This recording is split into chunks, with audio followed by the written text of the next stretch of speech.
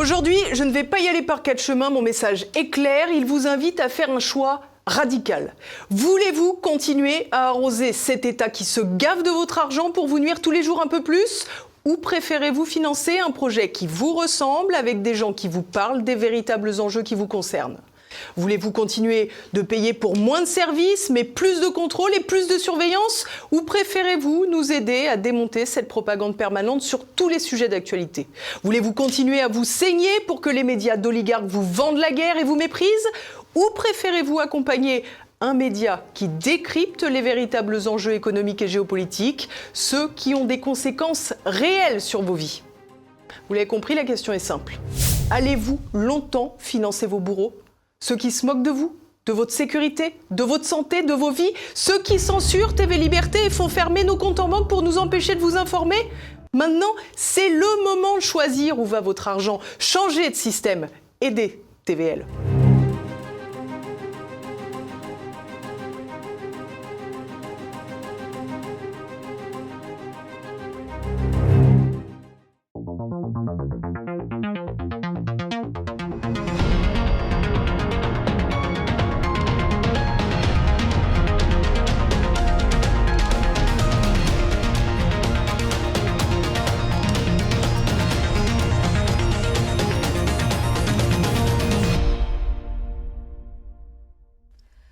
Bonjour à tous et bienvenue sur Immédiat, l'émission qui ose vous dire ce que les médias ne vous disent pas. Et cette semaine, je suis avec Martial Bild. Bonjour Martial. Bonjour Floriane, et qui va à la chasse perd sa place. Exactement. Enfin, il est parti en vacances. Il est remplacé. Il est remplacé et bien remplacé d'ailleurs. Grand remplacé. Grand remplacé. Au programme cette semaine, Martial, eh bien, nous allons nous intéresser à ce que les Français payent pour qu'on les contrôle toujours un petit peu plus. Et puis, on reviendra bien sûr sur la fête de la musique, une fête qui a été à nouveau gâchée, à se demander si chaque fête désormais ne va pas se transformer en crise. On aura les habituelles pastilles de l'information, le portrait piquant qui sera consacré cette semaine à Raphaël Glucksmann. C'est une rediffusion, mais vous verrez, elle est tout à fait à propos pour cette semaine. Et puis bien sûr, comme chaque semaine, je vous le rappelle, n'oubliez pas de cliquer sur le pouce en l'air. Je fais le geste en même temps, comme ça vous pouvez joindre vous aussi le geste à ma parole. Je sais que quelqu'un me l'a dit dans les commentaires la semaine dernière. Laissez également des commentaires cette semaine à nouveau, je vous lis. Et puis n'hésitez pas à partager cette émission. Si vous êtes prêts, on y va. Saviez-vous que vos impôts servent à financer des restrictions de vos libertés ? Et je vous propose plusieurs points, plusieurs exemples. On va commencer par l'Arcom, Martial. 50 millions d'euros tout de même d'argent public pour contrôler ce qui se passe, ce qui se dit dans les médias, avec des amendes qui sont historiques désormais contre ceux qui sortent de ce qui est autorisé par l'Arcom. Très exactement d'ailleurs, le budget cette année est à 49 898 887 euros. Voilà, donc c'est très officiel, c'est une information de la lettre. Grosse présence médiatique de cette institution dont tout le monde parle. Une institution beaucoup moins connue maintenant, la surveillance informatique gouvernement, le SIG. À quoi ça sert ? Je vous en parlais la semaine dernière. Cela sert à surveiller les réseaux sociaux, mesurer les opinions en fait, analyser un peu les grandes tendances qui se dégagent donc sur TikTok, sur X, sur Instagram, sur LinkedIn, Facebook, etc. Ça leur permet de sentir les tensions grimper et puis évidemment on s'en doute d'arranger le discours pour l'occasion. Et puis, Martial, cette dernière piste qui va nous intéresser, c'est un véritable service de renseignement, le très secret Viginum, dont quasiment personne ne parle. Dans la presse, il y a à peine quelques articles qui le mentionnent. Et dernièrement, ils ont fait un partenariat avec quand même une grosse institution, le CNCCFP. Alors, qu'est-ce que c'est le CNCCFP, chers téléspectateurs ? C'est la commission qui s'occupe des comptes de campagne. Que va faire Viginum ? Donc, un service avec les comptes de campagne. Eh bien, Martial, vous allez nous expliquer tout ça, c'est particulièrement audacieux. Alors, Viginum, c'est le service de vigilance et de protection contre les ingérences numériques étrangères en ligne. est rattaché au secrétariat national à la défense et à la sécurité nationale sous l'autorité du Premier ministre. C'est le vigile numérique de l'État français, créé en 2021 et composé tout de même de 65 agents. C'est une officine financée à hauteur de 7 millions d'euros par les contribuables. Alors le chef de ce service de renseignement est le lieutenant-colonel Marc-Antoine Briand, diplômé de Saint-Cyr, et qui pourchasse donc les ingérences numériques étrangères. C'est une officine en fait qui est calquée sur celle qui existe déjà pour l'Union européenne et surtout celle qui existe pour les États-Unis. Et M. Briand considère qu'en matière d'ingérence numérique, la Russie s'affirme comme l'acteur le plus agressif. Et il y a, lors de cette rencontre avec la Commission nationale des comptes de campagne et de financement des partis politiques, une dérive inquiétante qui se profile, car en effet, il y a une déclaration qui laisse totalement perplexe qu'on va découvrir. L'organisme affirme surveiller les discours qui, je cite, dénigrent les médias traditionnels pour attirer vers leurs alternatifs. Alors, je remercie M. Briand d'avoir repris le terme alternatif que nous avons créé, mais si ce service était utilisé pour surveiller des oppositions politiques ou des oppositions journalistiques au pouvoir, on est loin de la lutte contre les ingérences. Si la critique des médias mainstream est assimilée à une ingérence étrangère, alors Viginum outrepasse clairement son rôle et Briand doit s'expliquer. D'ailleurs, je pense que s'il veut venir à TV Liberté, il sera le bienvenu pour justifier son propos. Parce qu'il y a là une remise en cause de la liberté d'expression, la protection de l'opinion conformiste, celle qui est véhiculée par la caste médiatique, par la presse traditionnelle, par le pouvoir, sous couvert de sécurité nationale. C'est véritablement là une ingérence interne. Et voilà encore une officine de plus pour surveiller la presse alternative. On n'en peut plus. Alors, c'est très à la mode en ce moment de surveiller les ingérences étrangères. Ça paraît malgré tout nécessaire dans une certaine mesure, Martial. Alors, la critique des médias, c'est un droit fondamental en démocratie. Donc, quand M. Briand remet en cause cette possibilité de critiquer les médias, il remet en cause, bien évidemment, le fonctionnement démocratique. Alors, face aux menaces extérieures, cette fois-ci,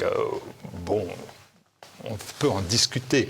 Je vous propose, par exemple, de regarder un cas. Il y a des ingérences et des ingérences, en la vérité. Il y a des cas avérés d'ingérence étrangère qui ont d'ailleurs suscité que très peu de réactions. Je veux voir vraiment un cas précis d'un pays précis, c'est celui des États-Unis. Et si je m'en tiens à l'ingérence américaine en France, on sait que la NSA a espionné des présidents de la République, Jacques Chirac, Nicolas Sarkozy, François Hollande, et plus si affinité. Source Wikileaks. Les écoutes ciblaient des conversations sensibles, les conversations qui étaient les plus sensibles en politique nationale et internationale. On sait aussi, par exemple, que l'ambassade des États-Unis à Paris a encore des installations d'écoute. Ça, c'est Snowden, la source, qui a expliqué que la toiture de l'ambassade était équipée d'antennes dissimulées. Je rappelle, pour ceux qui ne sont pas parisiens, que l'ambassade des États-Unis en France est à un pâté de maison de l'Élysée, qui est le lieu de pouvoir en France. Et cette pratique américaine d'espionnage a été repérée dans 80 ambassades aux États-Unis. C'est le programme Statroom. Donc, c'est un programme réel qui existe de surveillance. Donc là, il n'y a pas de secret. C'est une ingérence américaine avérée. Ça, ce sont les ingérences politiques. Il faudrait rajouter les ingérences et l'espionnage économique, l'espionnage industriel. On peut parler d'Airbus, d'Areva, d'Alcatel, de Thales, d'Alstom. Ces ingérences n'ont abouti, Florian, à aucune rupture majeure dans les relations franco-américaines. Dans le cadre des écoutes des présidents français, il y a eu quand même une réaction, la convocation de l'ambassadrice à l'époque des États-Unis, mais aucune mesure de rétorsion n'a été, envisagée ou n'a été mise en application. Voilà, donc il y a ingérence et ingérence. Voilà, oui. Et puis il y a les fausses ingérences quand on décide qu'en Roumanie, il y a l'ingérence russe qui, finalement, après l'élection présidentielle, tombe. C'est l'ingérence du gouvernement en place. Comme diraient les inconnus, Martial, peut-être pour conclure, il y a les bonnes ingérences. C'est quand on interfère dans les affaires d'un pays, et puis les mauvaises ingérences, c'est quand on interfère dans les affaires d'un pays. Voilà, il suffit de choisir le pays.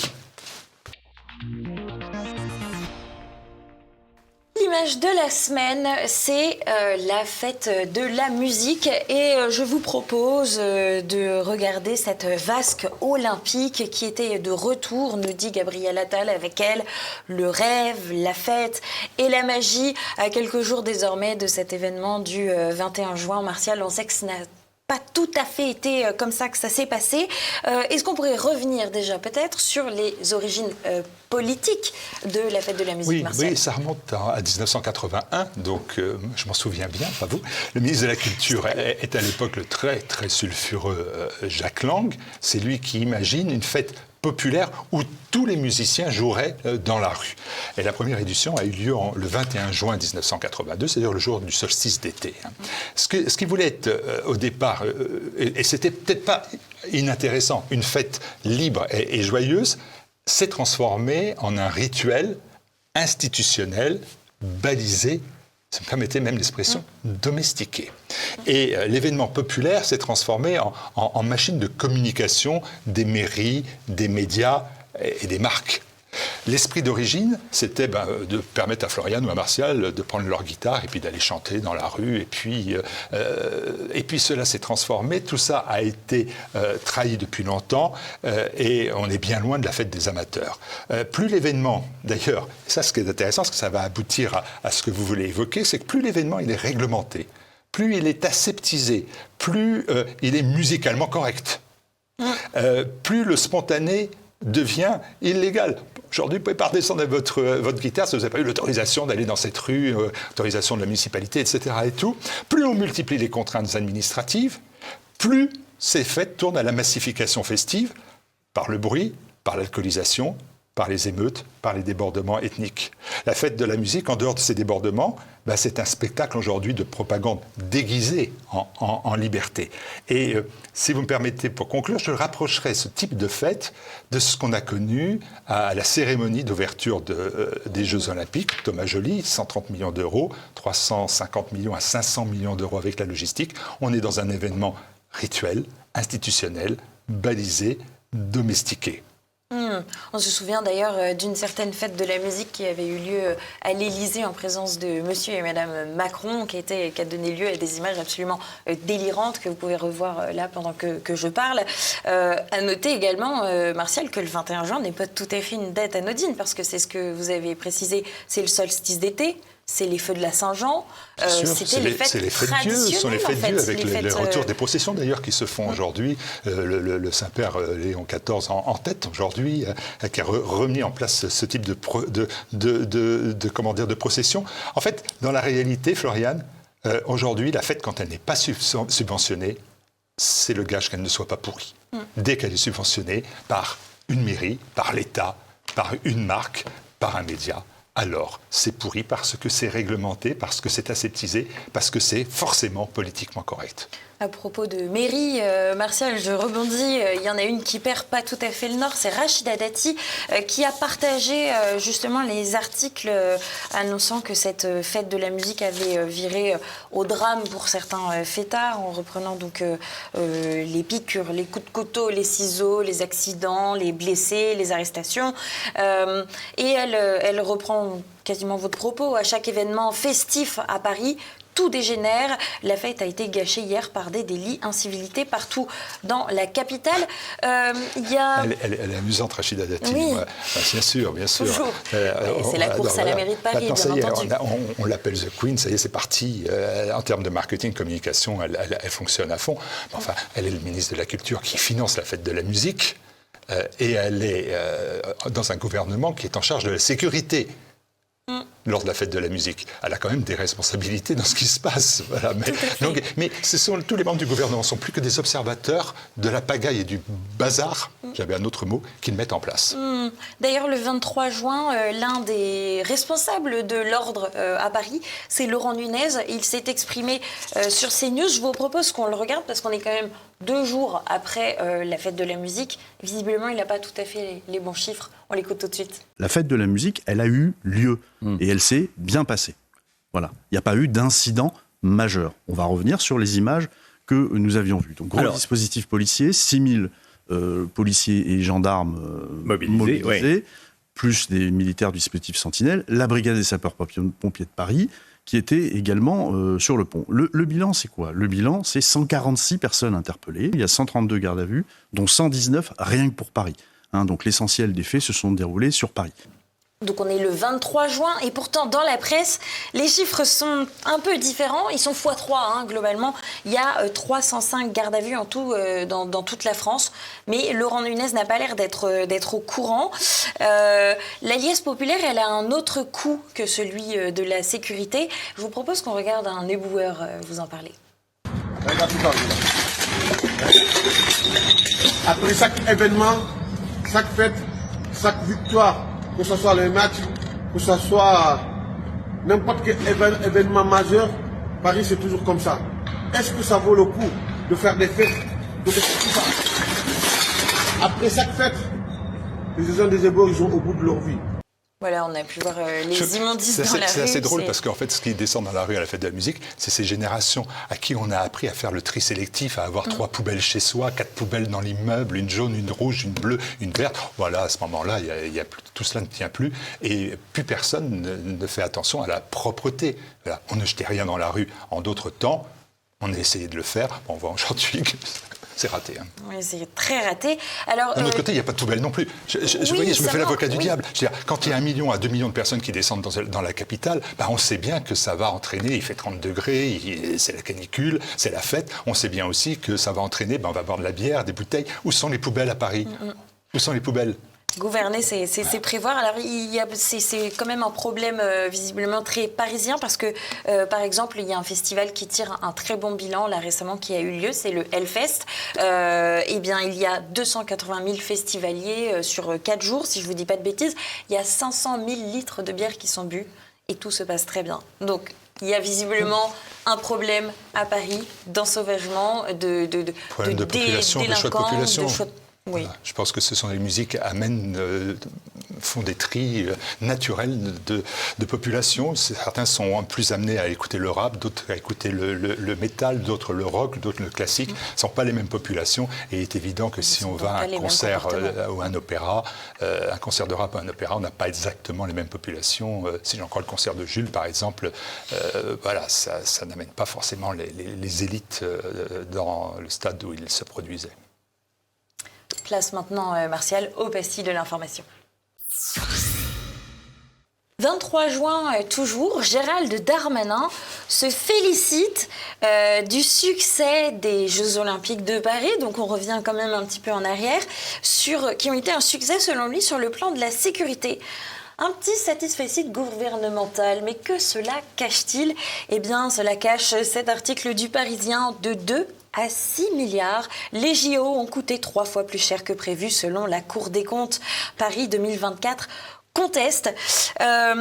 Martial, il y a des choses à dire là. Sur l'article du Parisien. L'article du Parisien dit ça a coûté de 2 à 6 milliards. Alors, je suis désolé, quand on est un journaliste, on essaie de savoir de quoi il s'agit. Donc, et après, il dit les JO ont coûté 3 fois plus cher. Donc, ça veut donc bien dire qu'ils retiennent le chiffre de 6 milliards. En fait, dans la réalité, c'est une question de périmètre. C'est assez simple. L'évaluation du coût réel pour les finances publiques des JO de Paris, la Cour des comptes l'estime à 6 milliards. Le rapport final sera fait à l'automne. Le COJO, qui est le comité organisateur des Jeux Olympiques, met en doute, bien sûr, cette somme. Lui, il parle plutôt de 2 à 3 milliards. Mais il cherche, lui, et c'est bien normal, à minimiser le coût apparent des JO pour des raisons purement politiques, bien évidemment. Et puis la promesse qui a été faite de la sobriété budgétaire, on n'y est pas. Mais qu'est-ce qui prévaut dans cette affaire? Qu'est-ce qui prévaut? Qu'est-ce qui fait qu'on est entre 2 et 6 milliards? Bien, le seul principe qui doit prévaloir dans cette affaire, c'est l'intérêt du contribuable, c'est-à-dire de nous, qui sommes les payeurs. Ce que les JO ont véritablement coûté à la collectivité. Donc on peut changer le périmètre en disant on va prendre en compte que la nourriture des sportifs, mais pas leur lit, parce que le lit leur aurait été fait quand même par un autre s'ils avaient été accueillis. Tout ça, ce sont des calembredaines. La réalité, c'est que la Cour des comptes, elle, a abouti à un chiffre global de 6 milliards. La Cour des comptes, Floriane, elle n'a aucun pouvoir contraignant. Mais si le pouvoir en place remet en cause sa légitimité. Si ces alertes sont ignorées comme c'est tout le temps le cas, ces rapports sont enterrés comme c'est tout le temps le cas, et ces constats dénigrés comme c'est actuellement le cas par le pouvoir exécutif, qui a nommé le président de la Cour des comptes, alors ce qu'il faut, c'est supprimer la Cour des comptes. Et à quoi bon maintenir une institution de contrôle sur laquelle on essuie continuellement ses pompes. Et cela permettrait au moins d'économiser... 255 millions d'euros d'économie. 255 millions d'euros. Et puis aussi un petit événement qui serait intéressant, ça nous libérerait Pierre Moscovici, qui a été nommé en juin 2020 par Emmanuel Macron. Vous voyez qu'il y a aussi la cerise sur le gâteau. Mais soit on ne tient pas compte de ce que dit la Cour des comptes, et dans ce cas-là, on la supprime, soit on en tient compte. Mais dans le cas présent, bien évidemment, elle a raison, parce qu'elle prend le périmètre total du coût de cette manifestation, 6 milliards. Je rappelle qu'on a mis des millions de Français dans la rue pour trouver 10 milliards par an. Et là, en 2 semaines, on a dépensé 6 milliards. Ça a été beau, ça a été joli. Est-ce que c'était possible de le faire dans les conditions financières où est la France ? C'est une autre histoire. Et est-ce que la cérémonie d'ouverture était réellement belle et jolie ? Elle a été réalisée par Thomas Joly. Oui. Alors, pour information, j'ai lu le rapport de la Cour des comptes. Je n'arrive toujours pas à savoir combien a été payé Thomas Joly, tout au moins la société de production, parce que je pense que c'est cela qui a été, sollicité. Ni les primes, ça reste, j'espère qu'on l'aura à l'automne, mais enfin je trouve ça assez amusant qu'on ne puisse pas savoir comment le maître de cérémonie a été payé et à quel niveau. Ça laisse rêveur, en tout cas, parce que la France remet ça, vous le savez, avec les JO 2030, les JO d'hiver. En tout cas, on a Alba Ventura dans Bonjour la matinale TF1 qui dit oui, les Jeux Olympiques ont coûté 3 fois plus cher. Et alors, avec une légèreté journalistique assez étonnante, je trouve. Et elle conclut d'ailleurs en disant que pour les JO de Paris, elle est prête à payer plus d'impôts pour à nouveau des événements comme ça. Moi, je suis même pour qu'elle paie, moi, les impôts que j'ai payés pour les JO. Donc, vous voyez, elle peut prendre en charge. On peut d'ailleurs cibler les impôts. Moi, je suis assez favorable, par exemple, pour la presse. Moi, je suis très favorable. On sait aujourd'hui, on a beau dire les choses, qu'on peut globalement 150 € par an via la TVA pour payer le service public. Madame, 4 milliards dont on va peut-être parler. Oui, Delphine Ernotte, on va l'évoquer. Bon, on paie 150 €. Moi, je me dis que sur nos impôts, on pourrait avoir l'obligation de régler cette somme. On la paie de toute façon, mais de cibler et de mettre les médias que l'on veut financer avec cette enveloppe. C'est déjà possible avec les associations. On choisit les associations qu'on veut financer pour avoir des réductions fiscales. C'est comme ça qu'on peut financer TVL. C'est ce qui se passe en ce moment ici. Et ça existe aussi en Allemagne pour d'autres thèmes beaucoup plus, non pas essentiels, mais bien différents, qui par exemple la religion. On finance par ses impôts l'Église catholique. Si on ne le souhaite pas, on décoche la case pour ne pas le financer. Donc on pourrait cocher des cases. Comme ça, madame pourrait payer, elle, ses JO qui lui ont fait tant plaisir. Et moi, je ferais des économies. Ça me permettrait d'avoir d'autres priorités. Christophe Barbier ne serait pas la même personne s'il ne portait pas sa sempiternelle écharpe rouge qui désormais fait partie de lui. Découvrez maintenant, si je puis me permettre, ce qui définit désormais l'étoile montante du Rassemblement national, Jordan Bardella. On l'écoute tout de suite. Alors, est-ce un bonbon? Voilà, ouais. Et vous savez que ce truc-là, il y a beaucoup de gens qui n'assumaient pas et qui, depuis Ambition Intime, assument de passer la raclette sous la douche. Il y a plein de gens qui viennent me voir dans la rue en me disant, vous savez, nous aussi, on passe la raclette sous la douche. Je vais créer une asso ou un... Top, merci beaucoup. Alors effectivement, cette faut que je séquence... réagisse à ça. Oui, c'est compliqué. Non mais c'est un truc de communicant. Oui, voilà, bon, c'est une Bardella, astuce. la raclette. C'est une astuce de communicant. Jordan Bardella va chez Karine Le Marchand. Il va falloir qu'il rétrocède quelques défauts. Parce que c'est le but de l'opération et le but du jeu, mais rétrocéder quelques défauts sans que cela porte préjudice à son image. Et donc, moi, je pense que... on a réfléchi que M. Bardella a rétrocédé le fait qu'il est maniaque. C'est un défaut qui est en fait même un trait de caractère, mais qui est parfois perçu positivement, rigueur, la discipline, le coup de la raclette. Donc, dans l'esprit de cet homme politique, je pense que l'idée de céder le fait qu'il passe la raclette sous la douche n'aboutit pas à un état psychique pathologique ou même à un trouble bipolaire. Donc, Voilà, donc je pense que c'est une opération marketing. Est-ce qu'elle est réussie? C'est pas à moi de le définir. Ce que je préférais quand même, c'est que Bardella nettoie le système plutôt que sa douche. Mais ça, c'est mon point de vue. C'est autre chose. Mais alors, en tout cas, ça marche malgré tout, cette opération de communication, parce que les Français ont mis Jordan Bardella en tête des personnalités avec lesquelles ils souhaiteraient partir en vacances. Juste en dessous, on a Marine Le Pen qui arrive à 22% de préférence, Bardella est à 28%. Et juste après encore, on a Gabriel Attal avec 20% des Français qui souhaiteraient partir en vacances avec Monsieur Attal. Moi, je suis parti un peu en vacances avec des politiques dans ma vie, donc, mais ce que ça dit, c'est que on a toujours une image très négative des hommes politiques et des femmes, bien sûr, politiques. Et moi, je ne suis pas d'accord avec cela. Je trouve que les hommes et les femmes politiques font beaucoup d'efforts, mais il y a beaucoup de réflexion, il y a beaucoup de travail. Et je pense qu'instinctivement, les gens se disent ça ne serait pas inintéressant que de, comment dire, passer quelques jours, quelques heures de vacances. Je ne pense pas quelques semaines, mais quelques heures de vacances avec un politique, parce que ça me permettrait de poser des questions, etc. Donc moi, je trouve ça assez logique. Bon, il y a une préférence pour les gens sincères. Ça, c'est Bardella et Marine Le Pen.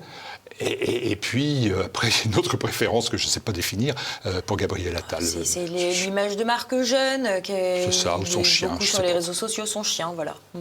On pourrait faire le même concept avec des journalistes. Ça pourrait apprendre aux Français ce qui se passe derrière les rouages des caméras oui, et des mais écrits. Plus exécrés que les politiques, oui, il y a les journalistes. Il y a les journalistes. Moins de candidats. Pour ça, je passe mes vacances en famille. Un phénomène qui commence à prendre de l'ampleur, c'est le phénomène Nicolas qui paye. On en a même fait notre dernière vignette d'émission. Je crois que ça n'a pas tout à fait trouvé son public parce que ça commence réellement à être buzzant, si vous me pardonnez l'expression. Non, je ne le pardonne pas. C'est pas ce que disait Jean-Yves, moi je ne pardonne pas buzzant. Fait du bruit, allez. Qui fait du bruit, tout à fait. Alors en tout cas, Nicolas qui paye, je vous propose, pour illustrer un peu ce phénomène, de voir ce petit gif qui passe à l'antenne. Tout le monde en parle. Alors, qui c'est Nicolas? Nicolas, c'est un trentenaire qui a un peu la tête dans les mains, comme ça. Il est complètement pressurisé par le côté fiscal de son existence, parce qu'il doit financer les retraites, il doit financer les aides sociales, et même, selon certains internautes, les dépenses liées à l'immigration, parce que, justement, les deux exemples, c'est Karim, d'un côté, et le couple de retraités de l'autre. Et France Info en a même fait carrément un dossier en nous disant que cette expression, elle est devenue virale et qu'elle devient politique. Voilà, on se devait de vous l'expliquer dans les médias. Il y a une grande coqueluche en ce moment qui occupe énormément les médias, les grands médias, les médias mainstream, c'est Monsieur Pierre-Édouard Stérin. Et cette fois-ci, il est passé dans le 20h de France 2, dans le Zoom du 20h, même très exactement. Il est également passé dans Cache Investigation. On regarde un petit extrait du Zoom du 20h. Douce France, désormais, cher pays de l'influence. Sur les réseaux sociaux, vous avez peut-être vu ces vidéos entre gastronomie, cathédrale et tradition. Est-ce que tu l'aimes vraiment, la France? Des créateurs de contenu mettent en valeur le terroir français. Ils n'affichent pas de message politique. Pourtant, certains comptes ont retenu l'attention d'un milliardaire qui aimerait profiter de leur influence pour diffuser ses idées très à droite. Des sujets immigration, islam, sécurité, vous n'en verrez jamais. C'est plutôt une bataille culturelle. Il faut que les gens connaissent l'histoire de France, que les gens aiment leur pays. Donc c'est un truc beaucoup plus métapolitique. Une stratégie d'influence au service d'une certaine idée de la France. Malgré nos nombreuses relances, aucun des proches de Pierre-Édouard Stérin n'a accepté de nous parler face caméra. Alors ça peut évoquer beaucoup de choses, toutes ces informations en tas qu'on a eues de la part de France 2, de la part d'un service public quand même qui, je le rappelle, est historiquement à gauche et donc de plus en plus éloigné des convictions des Français. Martial, Pierre-Édouard Stérin, il a fait sa fortune dans les smart box, donc c'était pour mettre en avant d'ailleurs d'une certaine façon le patrimoine français et en plus de réaliser un coût financier. Désormais, il investit les réseaux sociaux, c'est un peu la suite logique, si je puis dire. On a aussi le Cache Investigation qui s'est intéressé à lui. Alors, la première heure d'émission, elle est consacrée ça s'appelle Liaison dangereuse entre business et politique. Elle est consacrée aux politiques qui pantouflent. Donc ça, c'est 1 heure sur 2h45 d'émission. Et ensuite, l'heure 45 qui reste, c'est un gros zoom sur Pierre-Édouard Stérin. Martial, peut-être un commentaire sur tout ça. Il y a quand même d'autres grands milliardaires. Je trouve qu'il y a 2 milliardaires qui sont harcelés maintenant par le service public. C'est à la fois M. Bolloré et M. Stérin. Je connais, moi, ni l'un ni l'autre. Je vais en parler beaucoup plus librement. Ce que je sais, c'est que si M. Stérin met sa fortune au service du beau et du vrai, il faut applaudir. Il faut s'en féliciter.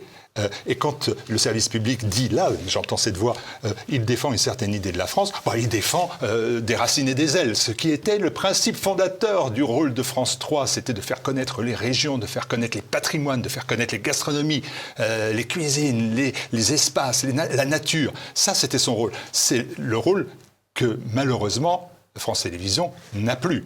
Et des racines et des ailes subsistent, mais avec des moyens qui sont d'ailleurs bien réduits par rapport à la grande époque. Donc si c'est ça, ce rôle-là, le rôle de philanthrope, où est le problème? Si c'est un rôle politique, qu'est-ce qui empêche M. Stérin de vouloir faire de la politique? Quel milliardaire en France ne fait pas de la politique? Est-ce que M. Berger, très sulfureux Berger, finançait, dirigeait le monde et utilisait tous les moyens financiers pour faire avancer ses idées extrémistes et dégueulasses.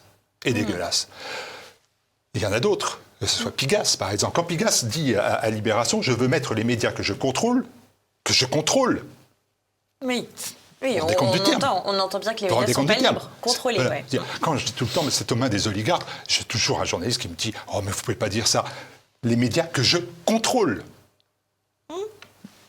dans le combat contre la droite radicale. La droite radicale, je pense qu'elle commence à Jacques Chirac ou à François Bayrou pour lui. Donc c'est dire il fait de la politique. Et alors, d'ailleurs, quand il est mis en cause, ce M. Pigasse, notamment, je pense, par Marion Maréchal, qui lui reproche de se mettre aux idées des services de l'extrême gauche, il dit « Mais moi, je paie mes impôts en France. » Il manquerait plus que ça. Et deuxièmement, il dit, parce qu'il fait ses affaires en France.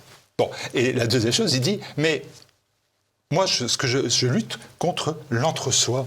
Mais il est ce qu'on appelle, alors, parce que vous avez utilisé le terme anglais, un insider. C'est véritablement l'homme de l'entre-soi, le milliardaire banquier d'affaires, présent dans tous les cercles du pouvoir, près des hommes politiques, bien évidemment, roi du capitalisme de connivence médiatique.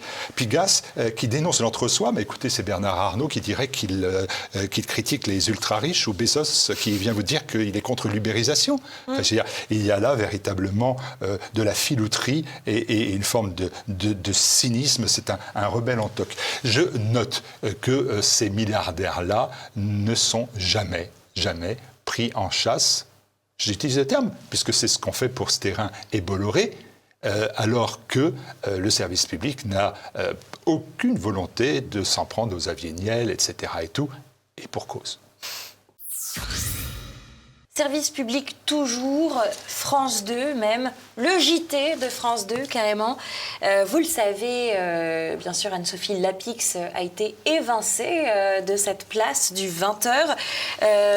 Dans un premier temps, on avait proposé Caroline Roux qui a finalement décliné. C'est donc Léa Salamé qui se retrouve désormais à la tête de ce 20h. Elle a accepté la proposition de Delphine Ernotte et évidemment, cela va poser un problème, Martial, puisque c'est la compagne de M. Ravel Glucksmann, le patron de Place Publique, donc un mouvement politique qui a déjà, ça y est, posé ses grandes orientations pour son mouvement. Il prépare assez clairement 2027 en réalité. Se pose donc la question de leur couple et de l'indépendance journalistique que Mme Salamé devrait avoir. Martial, qu'est-ce que vous pensez de cette nomination de Léa Salamé? Oui, de Glucksmann, je préférerais toujours qu'on parle de ses ingérences et de ses relations avec d'autres nations plutôt de parler avec qui il vit. Moi, j'ai un point de vue là-dessus, Florine. Je vais peut-être vous choquer les téléspectateurs, mais moi, je dois la vérité de dire que je pense que les journalistes qui vivent avec des hommes politiques ne devrait pas être sanctionné pour autant. Et que les journalistes, ils ont leur libre arbitre. Dans le cas présent de Léa Salamé, moi je pense qu'on sait qu'elle vit avec Glucksmann, ça l'amènerait, et ça doit l'amener d'ailleurs à être beaucoup plus prudente, ça c'est une obligation éthique. Je ne peux pas certifier qu'elle le suivrait. Et bien évidemment, de céder sa place si M. Glucksmann est l'invité du journal de 20h. Ça me paraît évident. Mais elles sont capables de garder leur libre arbitre. Ce n'est pas parce que vous êtes marié à un homme politique, Florian Janer, c'est possiblement marié à un homme politique que vous êtes obligé d'avoir le même point de vue à 100% avec cet homme politique, de le protéger, de le défendre. Il y a bien évidemment la possibilité de séparer les choses. Bon, mais une fois que j'ai dit cela, il y a une jurisprudence qui a été celle de Anne Sinclair, qui a été celle de Béatrice Schoenberg avec Borloo, Sinclair avec le sulfureux Strauss-Kahn. Cette jurisprudence, c'est eux qui l'ont mise en place, c'est eux qui se la sont appliqués. Donc je ne vais pas me remettre en cause cette jurisprudence, et dès lors que Glucksmann est en campagne, officiellement en campagne pour la présidentielle de 2027, alors oui, je pense que Léa Salamé, au nom de la jurisprudence qu'eux-mêmes ont créée, devrait ne pas présenter le journal de 20h. Service public toujours, et on va s'intéresser désormais, pour finir ces pastilles de l'information, à Delphine Ernotte qui passait dans Quotidien. Point d'extrait, chers téléspectateurs, à vous diffuser parce que sinon ils font sauter systématiquement notre émission. Donc voici une petite capture d'écran de Delphine Ernotte qui était en train de chanter « Résiste, prouve que tu existes ». Effectivement, à 4 milliards d'euros, on sait qu'ils existent, France TV. Delphine Ernotte, ça lui a permis de parler de poterie, de son ancien boulot chez Orange, de parler de réparation de clim chez France TV. De chanter, donc, comme je viens de vous le dire, mais surtout de faire une maxi promo de France Télévisions qu'elle veut transformer en BBC à la française. Donc ça, c'est le grand projet de Delphine Ernotte. Martial, un commentaire sur ce partage. Elle a le temps de faire ce projet, parce que c'est la personne qui est la plus nommée depuis aussi longtemps, elle est présidente à vie de France Télévisions. Troisième mandat, c'est une première. Voilà, troisième mandat où elle n'a pas réussi, mais c'est pas grave. Écoutez, tout ça, il y aurait tant à dire. Je lui précise qu'il y a une petite image dans cette chanson Résiste France Gall, je crois. Il y a une petite phrase que je lui cède pour France Télévisions, et c'est 4 milliards. Si tu réalises que le matin, quand tu te lèves sans savoir où tu vas, ça tombe bien, c'est exactement France Télévisions, parce qu'on ne sait véritablement pas où ils vont. Tout ce qu'on sait, c'est qu'on paie. Et voilà, on arrive à la fin de cette émission. Merci à tous de nous avoir suivis. Je vous le rappelle, n'oubliez pas de cliquer sur le pouce en l'air. N'oubliez pas de nous laisser des commentaires pour nous dire ce que vous en avez pensé. Puis vous pouvez également partager cette émission, vous abonner à la chaîne, faire un don à TV Liberté. N'hésitez pas. Le portrait piquant cette semaine, n'hésitez vraiment pas. Le portrait piquant, parce qu'on ne vous laisse pas encore, chers téléspectateurs, le portrait piquant, c'est le portrait piquant de Raphaël Glucksmann. Parce qu'il a commencé un petit peu dans la presse, donc on peut s'intéresser à ce personnage. Ça tombe bien, ça nous permet de raccrocher aux intérêts de Léa Salamé, puisqu'ils sont ensemble. Léa Salamé, on en parlait déjà il y a 2 semaines, donc je vous invite à aller revoir son portrait si vous le souhaitez. Martial, on dit à très bientôt à nos téléspectateurs. Quand très vous vite, voulez. Sur TVL. Vous m'invitez quand vous voulez. Écoutez, avec joie, ça s'est très bien passé, je crois. Et puis, d'ici là, chers téléspectateurs, portez-vous bien. Raphaël Glucksmann est un multicarte. Révolutionnaire professionnel, consultant pour le compte des gouvernements géorgiens et ukrainiens, membre des différents cercles néoconservateurs français qui soutiennent la politique des États-Unis. Il occupe, depuis plusieurs années, les médias pour parler de ses actions et de ses projets. Son fil conducteur est de toujours œuvrer pour imposer sa vision de la société ouverte, mondiale, métissée, cosmopolite et universelle. Il combat donc pêle-mêle la Russie, le Rassemblement national, Éric Zemmour, la culture terroir ou les réactions identitaires des peuples européens. Né en 1979 à Boulogne-Billancourt, il est le fils du philosophe, ancien maoïste et néoconservateur pro-américain André Glucksmann. Concernant sa religion, dans un article d'avril 2015 de Libération, c'est du côté des racines juives de sa famille qu'il se reconnaît avec, je cite, « une culture de diaspora plutôt qu'une foi ». Après Sciences Po Paris, il produit un documentaire sur la révolution orange en Ukraine. Puis, il partira en Géorgie en 2008 pour rejoindre Mikhaïl Saakashvili qui lui propose de devenir son conseiller avec pour objectif l'intégration du pays à l'Union européenne et à l'OTAN. Il y rencontre sa femme, Eva Zgouladze, alors ministre de l'Intérieur, avec laquelle il a un enfant. Revenu en France après la défaite de Saakashvili, il assiste avec son père au meeting du candidat Nicolas Sarkozy le 29 avril 2017. Voyant en Sarkozy un héritier rebelle de mai 68, ce qui n'est pas si mal vu. Mais le flirt avec Sarkozy ne durera pas.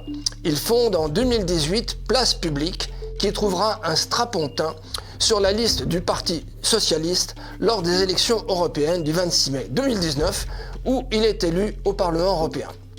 Entre-temps, il aura rencontré en 2015 la journaliste Léa Salamé, qui deviendra sa compagne. Il aura obtenu une chronique sur France Info et France Inter en 2017 et dirigé brièvement le nouveau magazine littéraire quelques mois en 2018. Sa profession de foi figure sur Mediapart le 24 février 2015. Je cite « Nous sommes tous des flics juifs arabo-martiniquais, dessinateurs libertaires de prophètes, clients de supérettes cachères, Clarissa, Stéphane, Ahmed, Yoav ou Franck, nos prénoms, nos origines diverses, nos foi ou nos absences de foi, nos idéaux et nos manques de repères forgent notre carte d'identité nationale. » Fin de citation. Tant pis pour les Normands, les Bretons, les Basques et les autres Bourguignons. On pourrait ajouter tant pis pour les Français et pour les Européens.